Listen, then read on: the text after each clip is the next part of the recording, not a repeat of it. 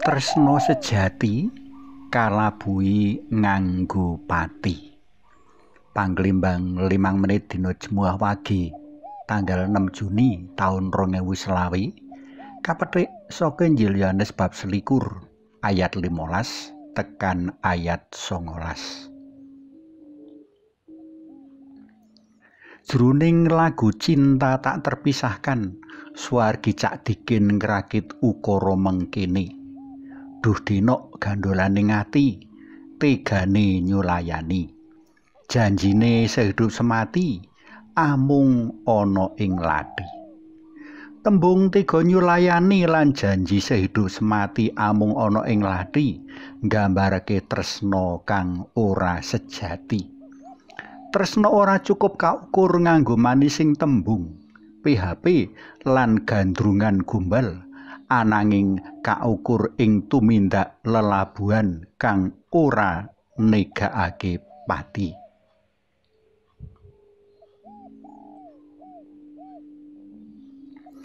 Gegambaran rerangken tembang cecala sajak cocok kaatrapake marang Santo Petrus ing waosan dina iki.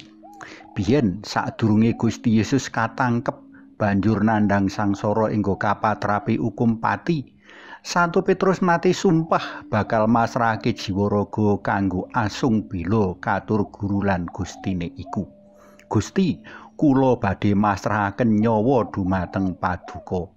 Nanging rikala Gusti kacepeng kalarak-larak kaajokake menyang pangadilan, kanthi gampang Santo Petrus selak, "Aku ora tepung wong iku," nganti kaping 3. Monggo sami kapirsani Injil Yohanes bab 18 ayat 17 katerusake ayat 20 lan ayat 17. Kaping 3 nggambarake kahanan ora tepung babar blas. Gusti Yesus wis ngrasakake piyambak dadi kurban dolanan janji gombale tresna Santo Petrus. Minangka manungsa lara lu manah dalem diselaki.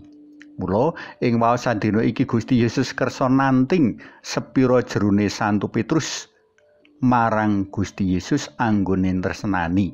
Sadurunge kaparingi jejibahan kang abot. Aja-aja wangsulane Santo Petrus isih padha karo janji gombale dek biyen. Saengga ayahan wigati kanggo ngengon wedhus-wedhus dalem alias momong pepantan pasamuan dalem ora tinemu muspra. Simon, anake Yohanes, apa kowe tresna aku ngungkuli liyane iki?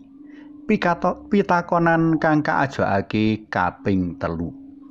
Pitakonan kaping 3 ngemu teges lan tujuan mesthekake menawa pratilan jawaban mau kapikir temenanan sarta karasakake temenanan saengga rikala kudu ngadepi konsekuensi tresna ora silak, ora mundur, apa meneh nganti tinggal gelanggang colong playu.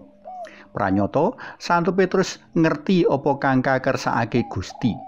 Kanthi sedih ananging tumemen panjenengane atur wangsulan. Gusti, panjenengan pirsa menawa kula tresna paduka. Kanthi wangsulan iki Santo Petrus mbangun niat ora mbaleni kaluputan kepungkur. Ing kahanan apa wae panjenengane tetep tresnani Gusti.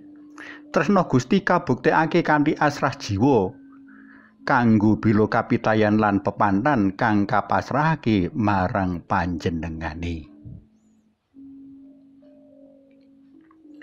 Para tresna PLM kinasih sinau marang waosan dina iki, prayoga kita padha gegulang tresna sejati amrih ora gawe laraning ati liyan. Kaya dene kang katindakake dening Santo Petrus, awake dhewe kudu tresna pepadha kanthi tumusing ati tanpa suthik labuh sak bisa-bisa. Prayoga ora gampang ngumbar janji menawa tundhone amung kandhek ing PHP. Tresna sejati mono tumus ati, ngemu konsekuensi lan tanggung jawab. Suwawi sami munjuk, kunjung asma dalem Yang Rama so Yang Putra tuwin Yang Roh Suci. Amin. Gusti Yesus kawula munjuk sembah nuwun awit penget kangge ngrasuk tresna satuhu kados dene Santo Petrus tuladhakaken ing waosan dinten menika. Mugi kawula saged murnekaken katresnan kawula dumateng paduka lan sesami, amrih tansaya kathah tiyang ingkang ngraosaken kabingan dalem. Amin. Kunjung asma dalem Yang Rama Sang Yang Putra Tuwin Yang Roh Suci. Amin.